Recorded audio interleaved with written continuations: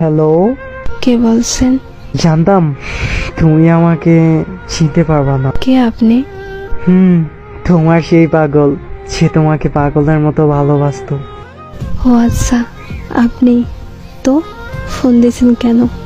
আমি ফোন রাখলাম। একটু দাঁড়াও, একটু কথা বলবো শুধু।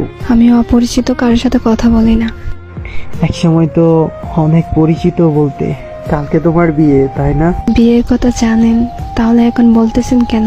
তোমার মুখ থেকে শুনতে চাই। ঠিকই শুনছেন, কাল আমার বিয়ে। কি বলবেন তাড়াতাড়ি বলেন। তোমার সাথে যেদিন শেষবার দেখা হয়, একটা কথা বলেছিলে, মনে আছে? কি কথা? ও মনে নাই?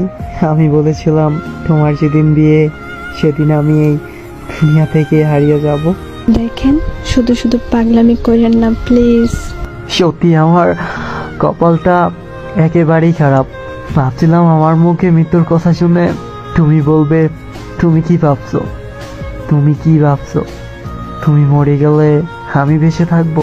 হ্যাঁ, আর কি বলবো, তুমি তো আমাকে কোনোদিন ভালোই বাসোনি। একা হয়ে গেছি আমি, একেবারে একা। চুপ করেন, এমন করে কেন কথা বলতেছেন? সমস্যা নাই, একটু পর নিশ্চুপ হয়ে যাব। শোনো না, আমার অনেক কষ্ট হচ্ছে। এখন তুমি কোথায় আছো বলো না, প্লিজ বলো কোথায় আছো তুমি। আমি বলতে পারবো না, আর জেনে কোনো লাভ নাই। আমাকে বাঁচাতে পারবে না। আমি মরে যাওয়ার আগে একটা কথা বলবো, তুমি শুনবা? বলো তুমি, শুনবো।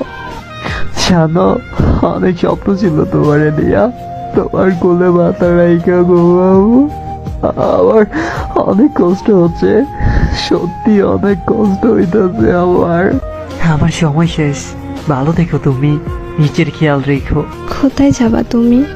কি হলো, কিছু বলতেছো না কেন? হ্যালো।